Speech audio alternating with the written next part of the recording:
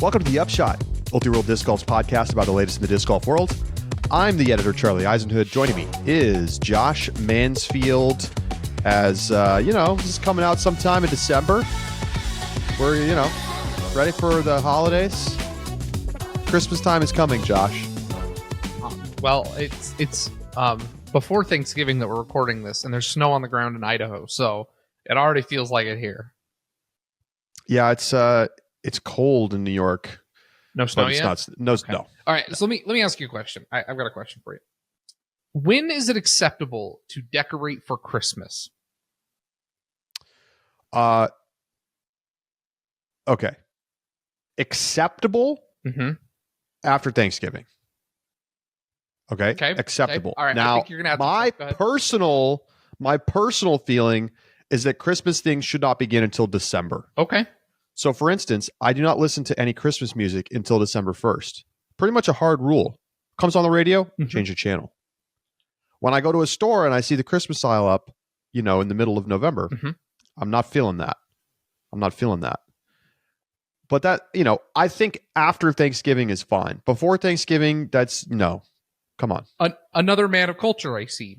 Yes. My coworker decorated her cubicle and put her Christmas tree up at home on Halloween.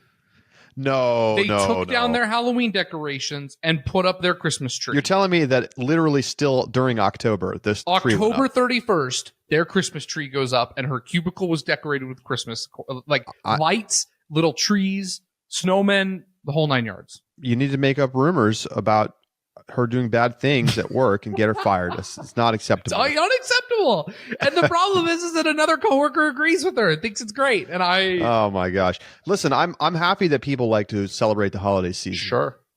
But to me, it's just December is perfect, right? That's still plenty of time. Yeah. That's like 4 weeks. Yeah. I'm good with that. All right. We're going to look back at statistics from the 2023 season. Now, before you turn it off, because you're like, I don't care, I'm bored, we're going to make it trivia so that we can all learn together. Josh and I have completely separately prepared for this episode.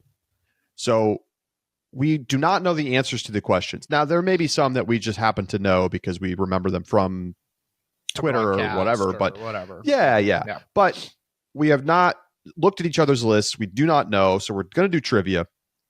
And I want to thank our friends over at UDisc and Statmando for all of the work that they do to create and provide these statistics to the world so that we have things to talk about, because it's kind of fun to think about, who's the best putter on tour, who's had the longest birdie streak, stuff like that.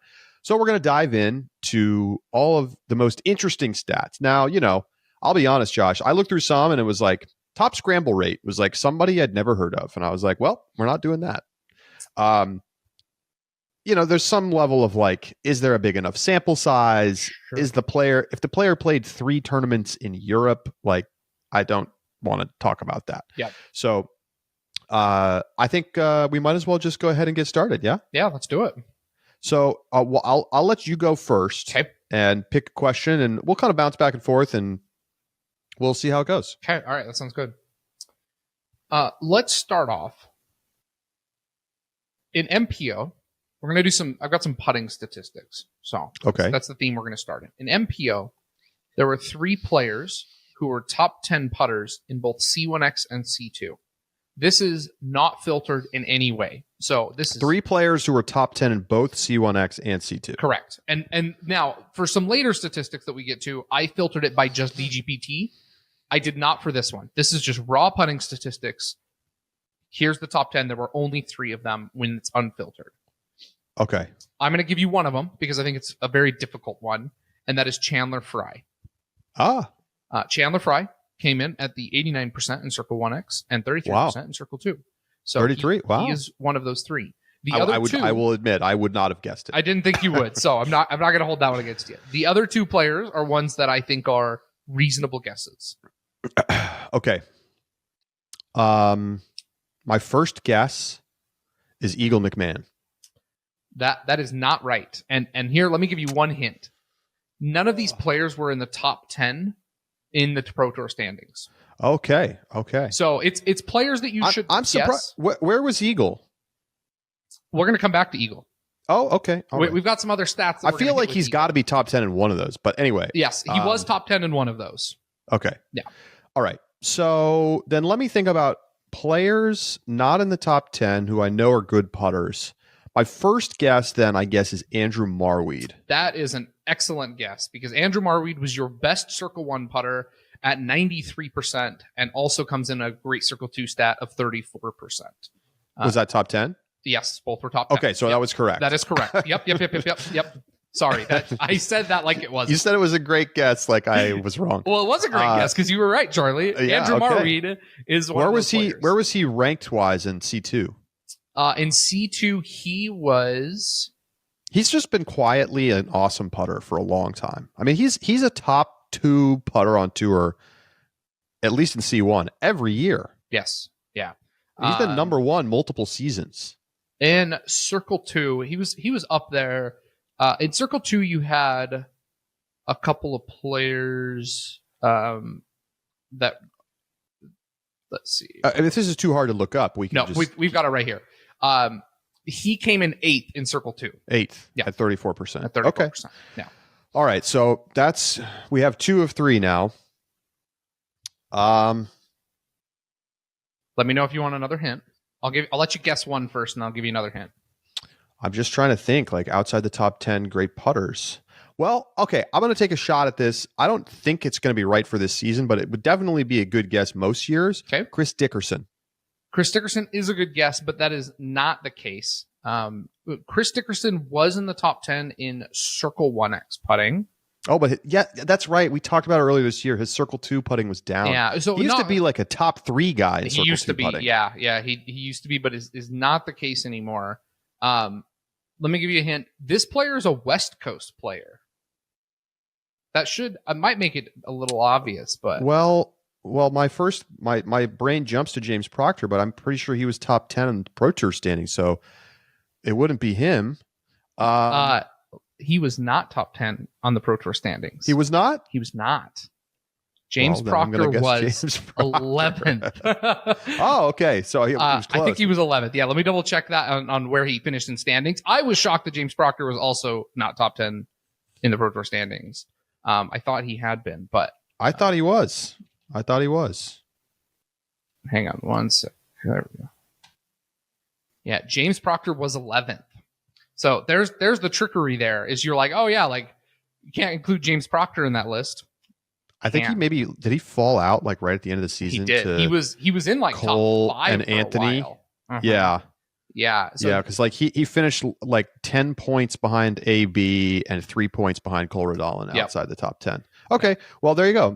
James Proctor and Andrew Marweed are the only 2 players with above 90% Circle 1, 90% or better Circle 1X putting. Cool. So there you go. All right, Charlie. Love it. That passes to you now. I got one for you. Okay. Why don't we stay with putting for now? All right. I'm going to give you. This is easy enough. So I'm going to give you the easy question first. Okay. And then I'm going to ask you the harder question. Who is the number 1 Circle 1 putter in FPO this season? My guess would be Owen Scoggins. Very, very easy. Very easy. 83.9% Owen Scoggins, number 1. Who was the number 2 Circle 1 putter in FPO? So the way you ask me this... 82.3%. So, still well north of 80. Wait, the number 2 Circle 1X putter? Is that what you said? Yes. Okay. Who's second behind Owen Scoggins? Okay. Is what I'm saying. I thought you asked me who's the number 1 Circle 2 putter, and then you said 82%, and I was like, oh, Charlie. Number 2 Circle 1, number 1 Circle 2. We're going to get to Circle 2 in a second. Okay. But number 2 Circle 1 putter. Yes. And this is the hard question you said? Yeah, I mean, I think it's guessable, but it's not obvious. I don't think it's like. I don't know. Okay, so the way you said that, I'm going to rule out Missy and Kristen because those would have been my initial guesses, but based on the fact that it's guessable but a little more difficult, like I think those 2 would be obvious guesses. So I'm going to rule them out. I will note Missy Gannon was 6th. Okay. And Kristen was like 12th or something. Okay. 13th. Missy would have been my next guess. Missy was at 79%. Let me know if you're going to want a hint, but I'll let you go. Tell me you should take a guess first. Yeah, I'm going to take a guess first. I'm going to guess. I am going to guess Valerie Mondahano, who maybe benefited from a short season. It's not a bad guess. She was like 10th or just outside the top 10. She was slightly in front of Kristen. Okay. So let me give you a hint. Okay. She's European. I didn't think Europeans knew how to putt. Is it Silva? Yes. That's a great. That was tricky. That's a good one. Silva Sarnen, 82.3%. There were only a couple of other players, also Europeans, who finished north of 80. Are they regularly playing European? The only name you would know is Tele Tumsalu. Oh, okay. So she was 83% as well. So, very close to Silva. But, had a smaller sample size. And then the other players, Nikola Moravkova and Laura Posh are, I think, small sample size players who we'll see if we see them more in the future. There's a couple nice things about that stat. Number one, I don't think Circle 1 putting is largely influenced by courses, as opposed to Circle 1 in regulation, for example. So that's something that's nice. And Silva played enough courses and enough tournaments that that's a legit stat. I think she earns that place. So good. Definitely. Silva played a lot. A lot this year. Yeah. Okay, so let's bounce to Circle 2 putting. Okay. Who was the leader in Circle 2 putting in FPO? Was it Owen Scoggins? It was Owen Scoggins. Hey, look at that. keeping it simple. She came in at 21.2%. Okay. Who was number 2 in Circle 2 putting? Was it Silva Sarnen? Yes, it was. Hey, look at that. 20.3%. So, I think we knew, if you watched coverage this year and you watched Silva play, you could see she was a very good putter. Mm-hmm. But I don't think I recognized quite how good she was, and the fact that, she's the next Owen Scoggins in some ways, right? She's kind of a low-power player who's a great putter who popped off a bunch this year. And the ceiling, you feel wow, Silva could really be special if she can add some of the distance to her game to kind of exceed what we've seen from Owen, who obviously has had an awesome career these last few years and even got a win. What an interesting dichotomy between the two young players that really splashed in the scene this season, between Ellie Midling and Silva Sarnen. Yeah, right. Could not be crazy different. Although I will say, Ellie Midling is a good putter. Is she? Yes. I don't know where she landed statistically. Let me see if she's in the list. She probably is. 17% C2 putting, only 69% C1, but that's not terrible. It's not good, but there's not that many players in front of her on tour. And I think we saw her putting decently well from C1 later in the season. Yeah. So I don't think it's not like she's a player who's just never going to be able to putt. Sure. She's learning quickly. But yes, they definitely are different right now. Okay, what you got, Josh? All right. Well, let's stick with some Circle 2 putting, and I got a question for you here. I'm going to give you 3 names, and I want you to tell me who you think the best Circle 2 putter on tour is. You've got Eagle, you've got Ricky, and you've got Gannon. I'm going to go Gannon. That is correct. Gannon comes in and is the only player to hit the 40% mark. Sick. Ricky gets 37% and Eagle is at 32%. You think we're going to see somebody hit 50% in our lifetime? That depends on if they change step putting. But possibly, because you think if they take it away, that's that? If they take it away, I think it's going to become much more difficult. I bet they're going to take it away. Oh, I think so too. I think they might take it away this year. I would. Yeah, I wouldn't be surprised. It to me, it's the most obvious rule change for the professional game. Mm-hmm. And like the players are going to complain, but it's going to be better for everybody long term. Yeah, I agree. And I think they'll just say inside circle 2, you have to stay behind your lie. I think there's going to reach a point, and as it should, where the Pro Tour is just going to adopt its own set of competitive rules. And there's been some buzz about that. And obtain waivers from the PDGA for them to still be sanctioned. Yeah, I mean, the PDGA sanctioning thing is sort of like this weird... Well, you need it sanctioned for ratings. Yeah. I mean, I'm not saying they're not going to sanction it. I just think that, like, let's not pretend they need to even get a waiver. Like, there can just be different allowances for the DGPT writes a rule set and turns it in and says, publish this as your rule set for DGPT. Yeah. Or there's like an appendix that is like DGPT specific rules. Long overdue, I think. All right, here we go. Okay. Longest bogey-free streak in MPO. Okay. Who was it and how many holes? I saw this on Twitter. It was Eagle McMahon, right? It was Eagle. Okay, yeah, I saw this.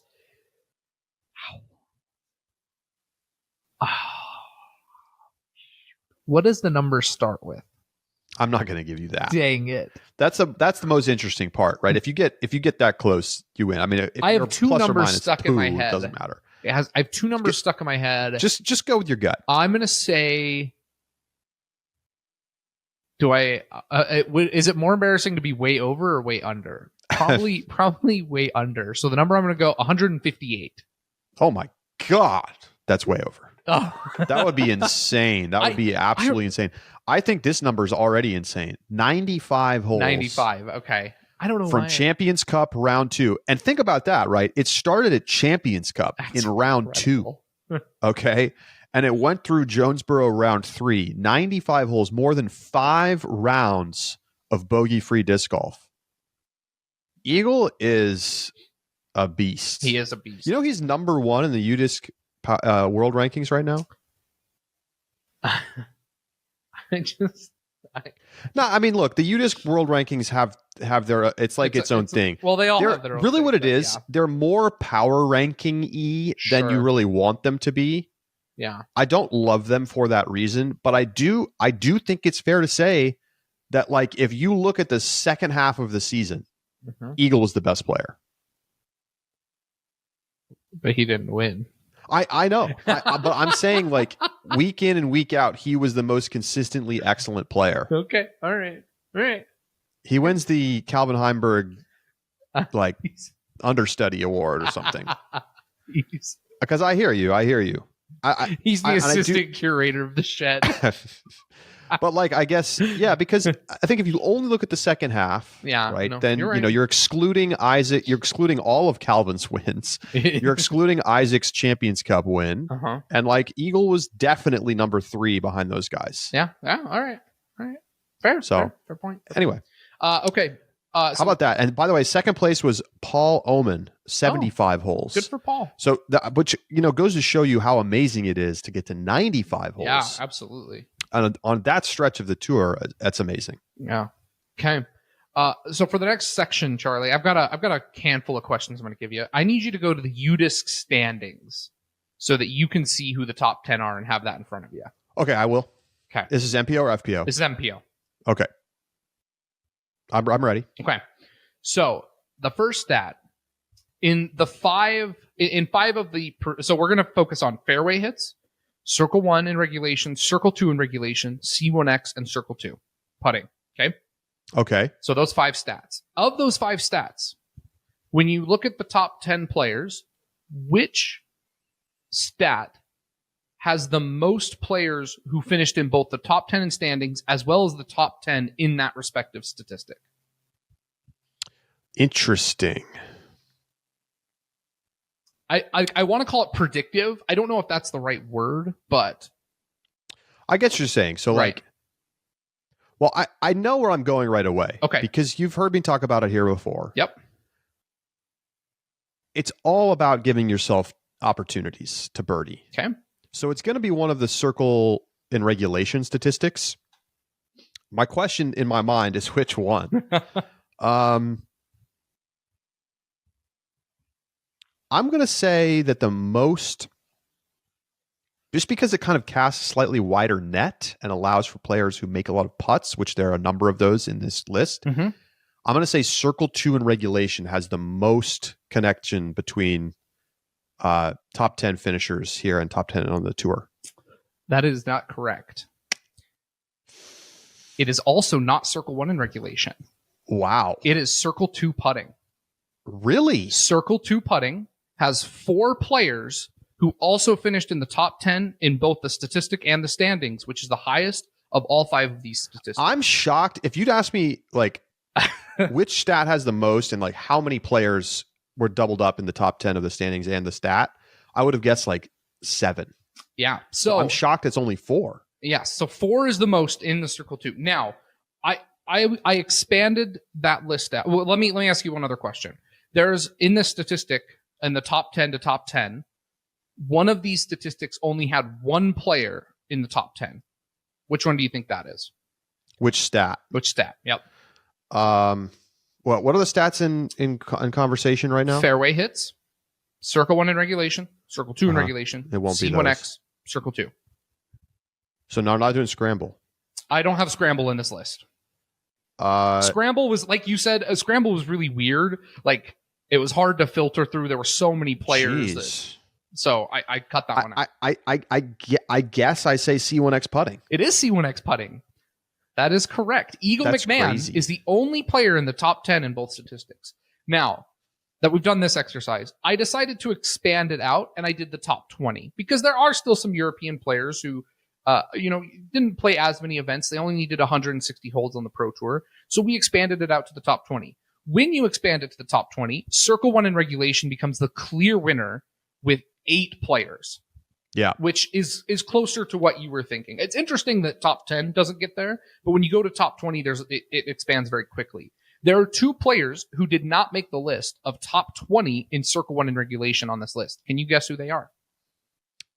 Oh. In Circle 1 in regulation. Yes. Kyle Klein. And Cole Redolin. Neither of those are correct. Wow. Simon? Nope. What?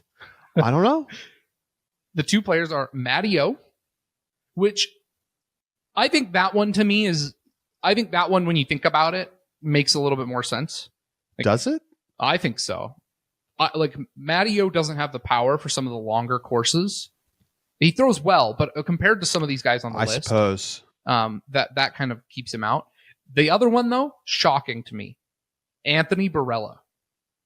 Would never have guessed it. Would never have guessed it. Like, he probably would have been near the bottom of my list. Yeah, Anthony Barella does not make it.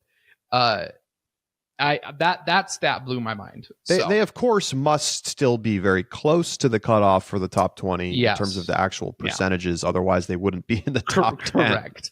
So let's then talk about some individual players. 2 players managed to be in 3 top 10 statistics. Okay. 3 of the categories. 3 of the categories. They were in the top 10. We're not expanding to 20 yet. We're just in the 10s. Okay. Can you guess which 2 players appear 3 times? Calvin Heimberg. That is correct. Gannon Burr. It is not Gannon. Ricky. It is Ricky. That's that one would have taken me a while. I like that guess. So very, very good. Yes, Calvin has top 10 in fairway hits, Circle 1 in regulation, and Circle 2 in regulation. Rick gets Circle 1 and Circle 2 in regulation and Circle 2 putting. Now, the last one that last 2 that we're going to do. The next one, if you expand it to the top 20, only 1 player appears 4 times. Or takes in the category, in right. 4 of the categories. Can you guess which player that is? Well, I'll go Calvin. It is not Calvin, nor is it Rick. Whoa. Rick and Calvin do not add anything in the top 20. Then I'm gonna guess Eagle. It is not Eagle. Oh my Eagle gets 3 when you add Circle 2 in regulation. Well, I guess you'll have to tell me because I don't know. Isaac Robinson. Wow. Isaac Robinson is the only one who appears 4 times. He's in the top 10 in fairway hits and circle 2 putting, and he becomes top 20 in circle 1 in regulation and C1X putting. How about that? I think that's interesting because... I mean, it makes sense. I mean, there's a reason he's number 2. But I don't think we've given to Isaac... I mean, we talked a lot about his Worlds win, but like he's there statistically as well, which is impressive to me. Last question I'm going to ask you. There are 2 players who appear on this list the least frequently. They only show up once, and it's in the top 20s. Excuse me. That's not true. They both only appear once on the list. One's in the top 20, one's in the top 10. Can you tell me which 2 players they are and which statistics you think they show up in? So there's 2 players who only appear once. Yep. Okay. Well, I may have given you a huge hint earlier.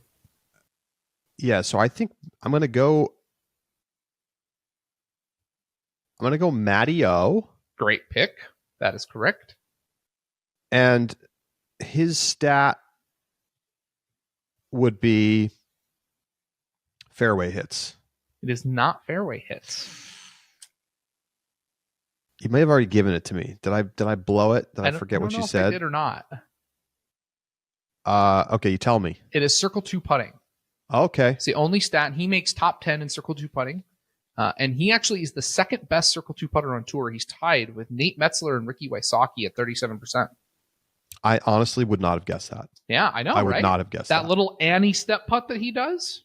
That's amazing. Pretty good. I mean, he you know of him as somebody who like knocks down big putts sometimes, but I wouldn't have pegged him as being that consistently good. I know. That's crazy, right? Deep. That's crazy. One other player who only appears once. I guess we'll say AB. That is correct. Yes. Those were going to overlap, right? Right. With the Anthony Barella, which stat do you think he finished in?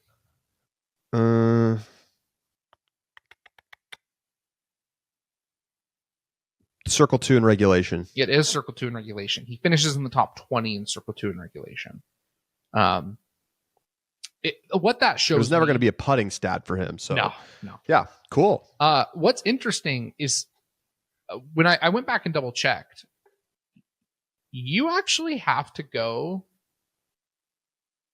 like a fair ways down to find Anthony Barella. I mean, I don't know if he makes top 30 in circle 1 in regulation, but he makes top 20 in circle 2, which means, and what it tells me is that he does not have necessarily the distance dialed in the same way some of these other players do. He has massive distance, which is giving him looks on holes that are longer and the other players can't reach, but the precision isn't at the same level as some of these other players. Here's his numbers. 25th in circle 1 in regulation. 17th in circle 2 in regulation. 83rd in C1X putting. 25th in circle 2 putting. I think what stands out for him is that he's top 15 in parked. Like he gets a lot of easy birdies. And obviously he has the ability to birdie or eagle holes that others don't. Yep. And so like those are like bonus, like strokes gained monsters, right? Yes. He's picking up like almost a full stroke on the field sometimes. And I think that helps to outweigh the fact that he's like a little further down the board in some of these other categories. Agreed. Yeah, great point.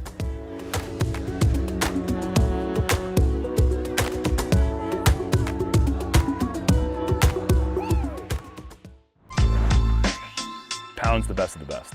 It's the quality, the craftsmanship, the vision for what a bag could be. Let's start from the beginning. I didn't choose Pound, I chose Levi. I trusted Levi to make the best bag possible. He's always trying to innovate. He wants it to be perfect. And I think he's the kind of guy that nothing's ever perfect. I trust the product. I trust the people behind the product. At this point, I don't think anyone's disputing that it's the best made bag.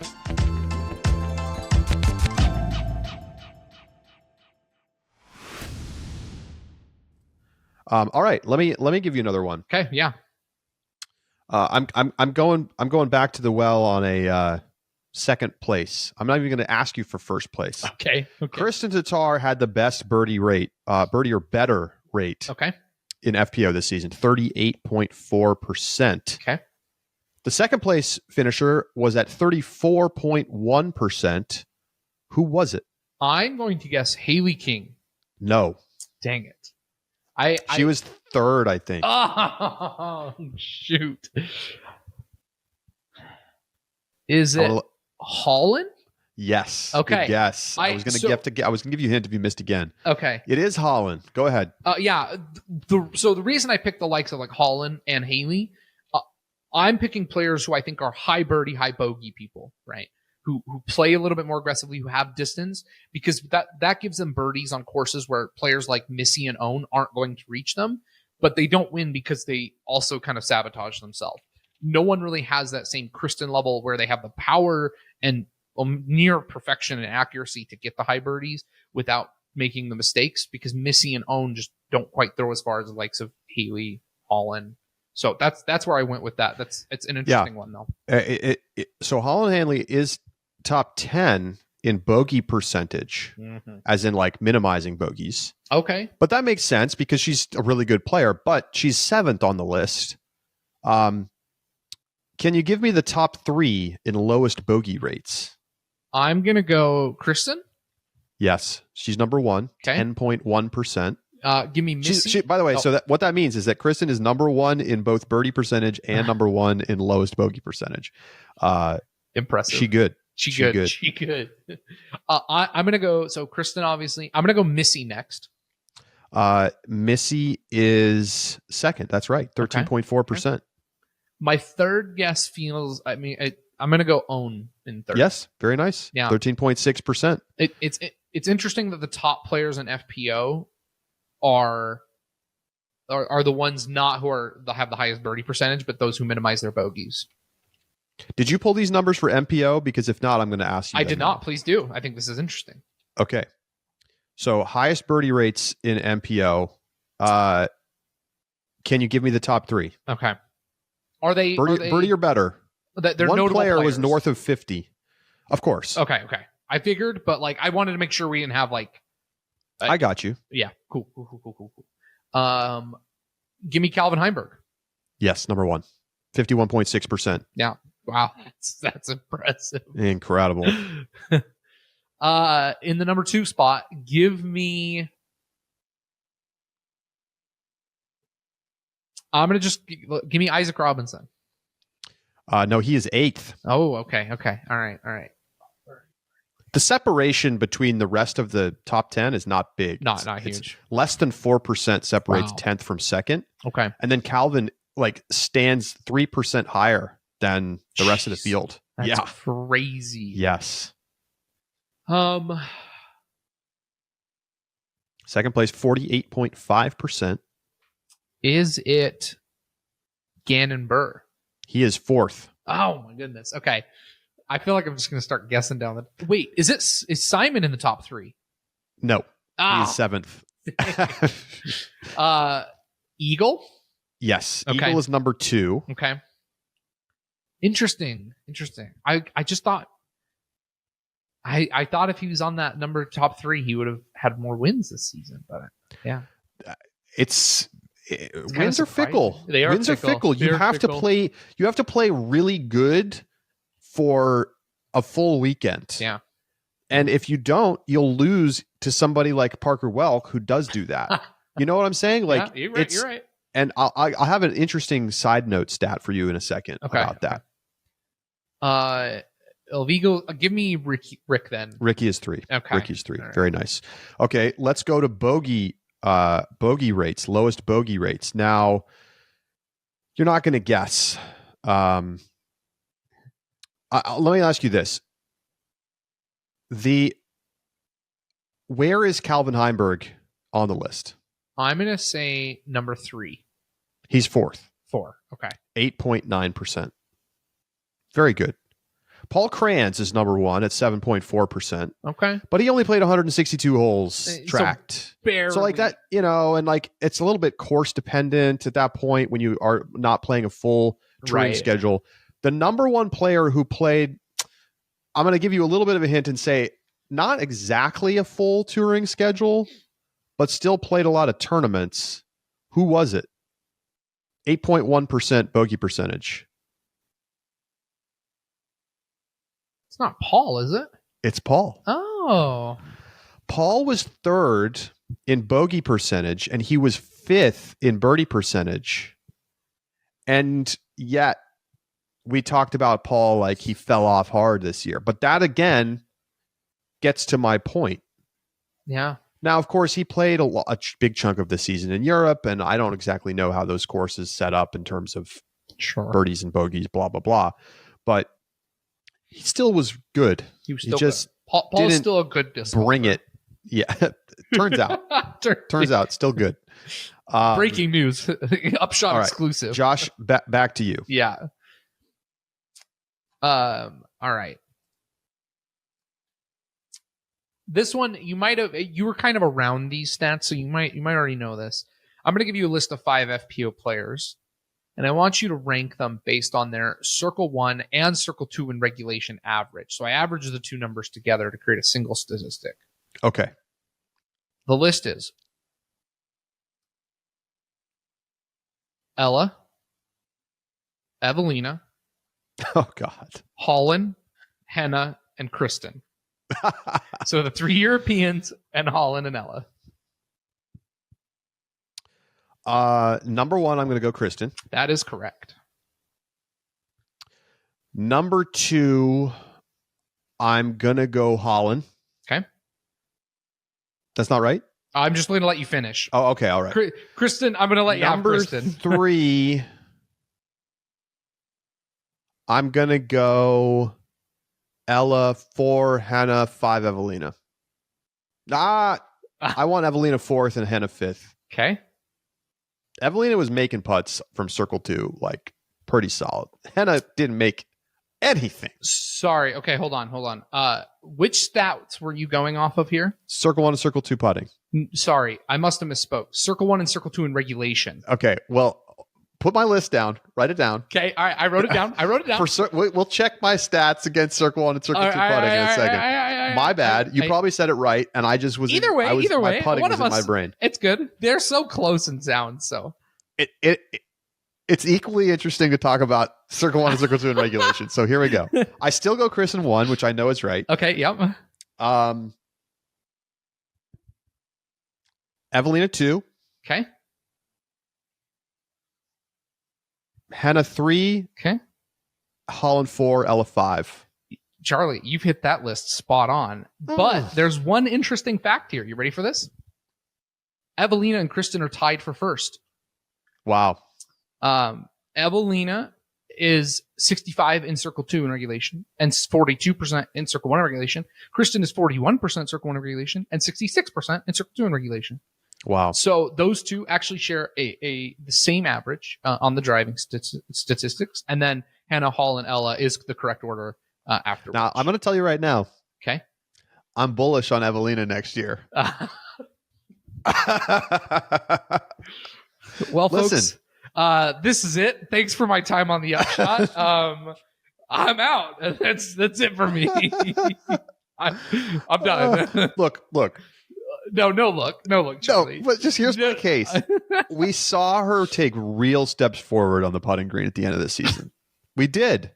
If you watched, you saw it. I'm not saying that she's going to be out of the woods and start, beating Kristen on the regular. No, but I think she can. Do I want to say it? She's going to win a tournament next year. I'm going to say it. Oh my gosh. Oh. I can't help. Get me out of here. Okay. How did I do on the putting side? I'm pulling those right now. You started listing them, and I'm like, that's just not the order I would have expected him to go in. And then you said, what did you say? You said something that made me go, oh, wait a minute. Oh, you said Evelina's converting on a lot of looks, and I was like, oh, we're not talking about. We're not on the same page right now. Here. We're on the We're on different wavelengths. All right. It's not good when I had to go back and check whether I had put in their circle one putting yet, or if it was their circle one in regulation. That's a tough look. All right, here we go. So in the one spot, hey, it's Kristen. Look at that. How did you know? Good guess there. In second place, Holland was correct. In third place, it was Ella. In fourth place was Evelina. In fifth place, it was Hannah. Let's baby. Go! What? Come at me, folks. That's incredible. Oh okay, my gosh. But listen, I watch. I'm in the booth. I was at most of the majors this year on the commentary booth. I pay attention to what's going on out here. Let's go. Let's go. So let me give you a couple notes on that. That's really interesting. Kristen and Holland are nearly identical when it comes to circle one putting. It is 77 and 76%. You then have the drop off to Ella, who's into the 60s at 69, and then Evelina and Hannah are 57 and 55 respectively. When you jump over to circle two putting, this is where Kristen begins to create the gap. She's at 20% in circle two putting, Holland's at 15, Ella's in 14, and then you have Evelina at 6 and Hannah at 5. So Holland, I'm surprised that Hannah was that close compared to Evelina, to be honest. Very, very close. She was only separated by less than 2 points. I mean, it's worth noting that Evelina only putted good for like a month and a half, 2 months. Right. Well, I mean, at the beginning, we were just talking about the LVC earlier, where Evelina was just horrendous. Waco, the 6-putt. Oh. Well, the funny thing though is I remember distinctly. I think it was Val who commented regularly at the end of the season how confident Evelina's putt looked, but she still wasn't making them is the problem. So that was a confident bid that went off the cage. So I understand why you rank Evelina above, but yeah, it's pretty close. All right. I want to know who you think the best players on wooded holes were. So the statistic I'm tracking here. Hang on. Sorry. Hold your horses. That's not correct, by the way. Dang it. Strokes gained tee to green on wooded courses. So we're not interested in putting. It's just kind of a separate thing. Yeah. And we're doing it per 18 holes. So we're removing any factors of like how much you played in the woods, just normalized to per 18. Who was the best strokes gained? I have the top 3 listed out here in both MPO and FPO. Okay. Isaac Robinson's not on that list? Isaac Robinson is on the list. Oh, okay. He's just not number 1. That's fine. He is number 2 at 3.1 strokes gained tee to green per 18 holes. Okay. Give me Andrew Marweed? No. Okay. I think that might have been the case in previous years. I knew that was going to be a stretch this year. I don't think he's going to have much in the driving categories. Yeah. Eagle McMahon? Not Eagle. I love that though. Wouldn't that be the best counterintuitive thing, right? Like I know Eagle got the knock for a while there. No, I unfortunately I don't have. I have some of the list, so I'll pull up while you're looking. I'll pull up the list that I have. This is a Stat Mando special here. Cool. Shout out to Stat Mando and UDisc. Eagle was not in the top 10. Okay, all right, that would have been cool. Matty-O? That's right. Yeah. Number 1. 3.3 strokes gained for 18 holes. And then for my last pick, give me Calvin. Yes. Very good, Josh. Very good. Cool. That's right. Calvin at 3.0. Yeah. Other players in the top 10, in case you're curious: Kyle Klein, James Conrad, Alden Harris, Simon Lizotte, Ezra Robinson, Gannon Burr, and Chris Clemens. Okay, let's go on the FPO side. Kristen Tatar. Yes, number 1. 6 strokes gained tee to green on wooded holes. That's almost 2 strokes better than second place. Oh my goodness. Okay. Number 2, give me Missy. No.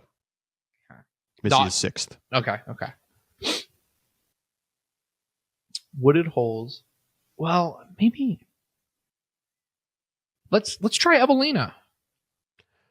Good guess, but no, she's 5th. Okay.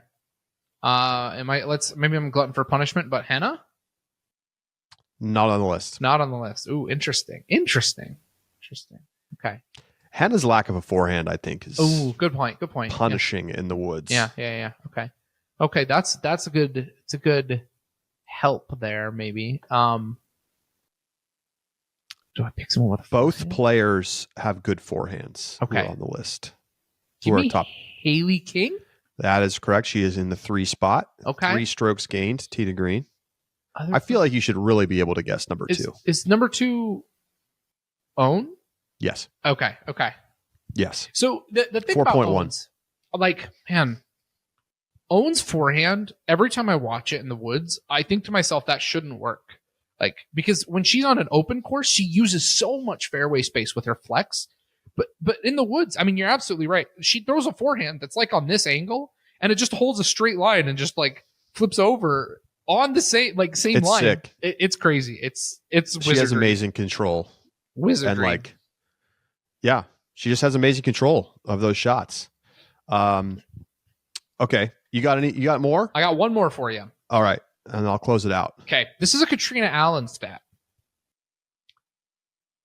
Katrina Allen improved in one putting statistic and digressed in another putting statistic this season. Circle 1X or Circle 2. Which putting do you think she got better in? Which putting do you think she got worse in?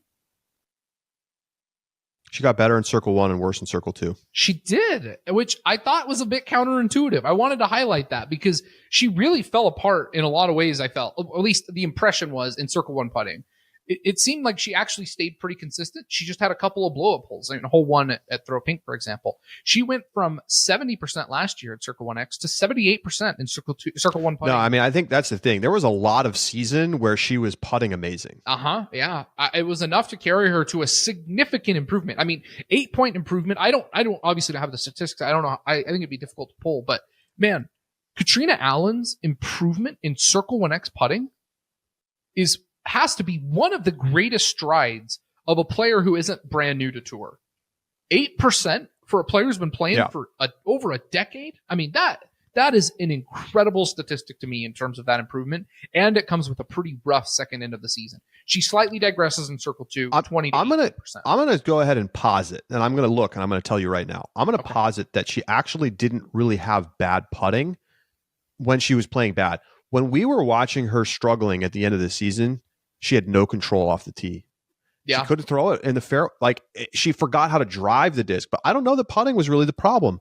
So let's take a look. MVP, she finished 30th, 78% C1X, 26% Circle 2. That was actually second at the tournament in C2. 81 and 33 at Worlds, 10th and 1st. But she was just brutal from tee to green. Yeah. Well, she did not putt great at D-Glow, 66 and 5. 76 and 19 is great at Idlewild. Ledgestone, 73 and 19. Those are all fine. She actually basically putted really well start to finish this season. That was never the problem. It felt counterintuitive because there were a couple examples of blow up. Yes. And combined easy with to remember what happened at easy Throw performance. I think it's counterintuitive, but it's a great stat to highlight that Katrina fixed her putting and I mean, really a remarkable improvement in her Circle 1 putting. All right, I got some fun little just side notes. Okay. Who played the most rounds at pro tournaments in MPO? Most rounds. Does this include silver events? Yes. I'm going to say Gannon Burr. It's a good guess. It's somebody in the Gannon Burr universe, but it's not Gannon Burr. Is it Isaac? Yes. Okay. He played an equivalent of 92.3 rounds. Now, I don't know where the 0.3 is coming from. Maybe weird whole, I don't know. But no idea. Over 92 rounds of disc golf this year. Because remember, he went up and played that PEI tournament in Canada after Worlds. And it was like, dude, what are you doing? Those Prodigy boys play a lot of disc golf. They do. They play a lot of disc golf. Okay, I'm not going to be able to call them the Prodigy boys much longer, I'm afraid. I know. Yeah, impressive stuff. 92.3. So speaking of Isaac Robinson, he got 2 major wins this year. Yes, he did. How many times has that been done in the last decade? 2+ major wins in a season. I'm going to say it's been 3 times. Okay. 7 times. Sorry. I was going to say 3 unique players, though. Okay. Name them. Rick. Yes. Paul. Yes. Is it Feldberg? No, there's only 2. Oh, there's only Isaac. 2. It's Rick and Paul. Rick and Paul. Okay, I was thinking Paul did it in 2013, 2014, 2015, and 2019. Ricky did it in 16 and 17, and then Isaac did it 4 years since it's last happened. Okay, so Isaac in is my third player. Yep. I just thought that was it. I know we talked about this back at the time, but I thought it would be worth pulling that out here. Yeah. My last one for you. Okay. Somebody set a new record this season for the most tournament earnings in a single month, in a single calendar month. Who was it, and how much money was it? This is Final Jeopardy, by the way. This is Final Jeopardy. Holy smokes. Can you give me the division? Oh, yeah, MPO. MPO. Okay. Yes. Sorry, but that's a fair question because it could have been Kristen. It could have been. That was the part that was really like. Really no. Fair. Okay. So we cut Kristen now. All right. That. Okay.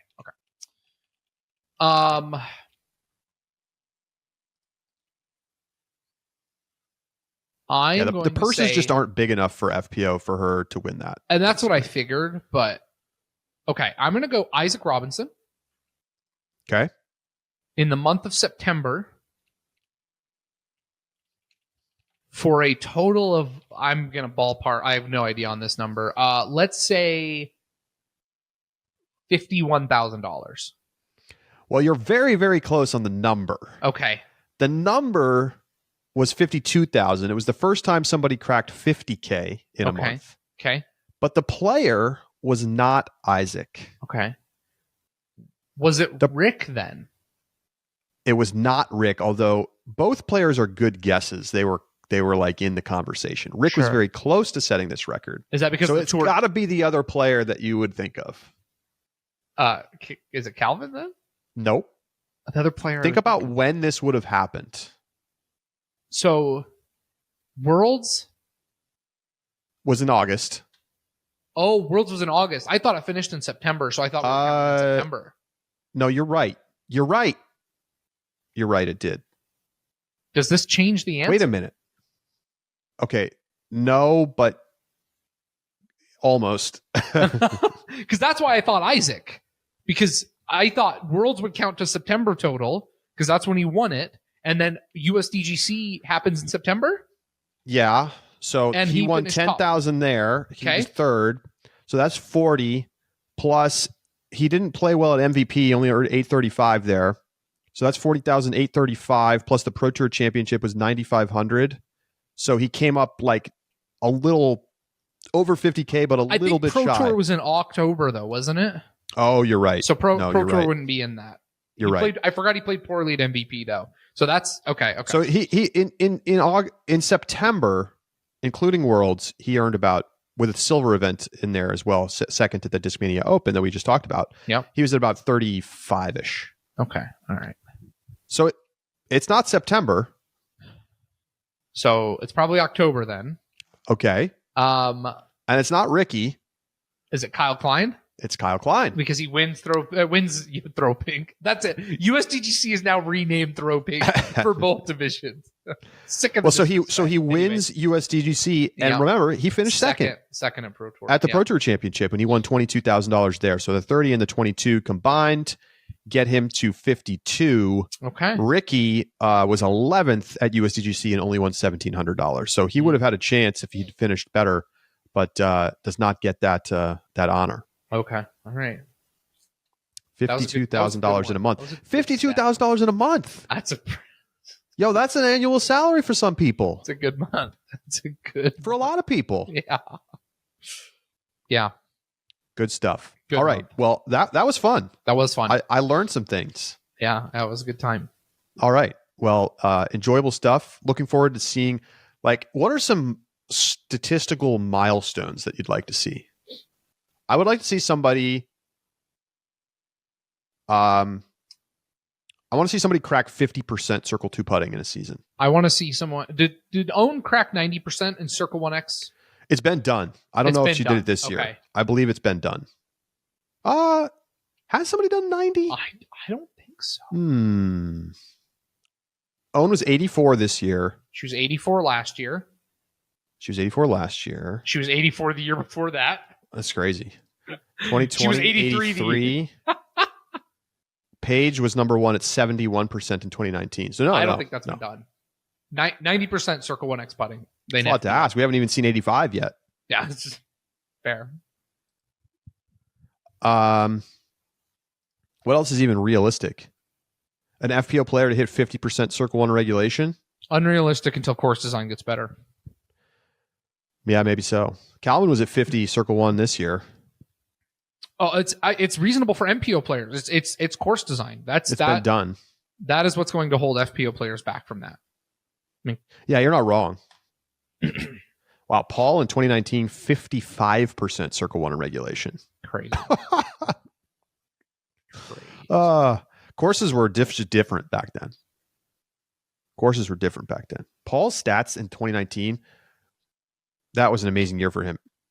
That was an amazing year in disc golf. 19% parked, 55% Circle 1 in regulation, 81% fairway hits, 85% Circle 1 putting, 30% Circle 2 putting. Wild. All right. That's going to do it for this edition of The Upshot. Thanks for joining us. Thank you again to UDisc and Statmando for all that they do for our sport. And for Josh Mansfield, I'm Charlie Eisenhood saying so long, and we'll talk to you next time, right here on The Upshot.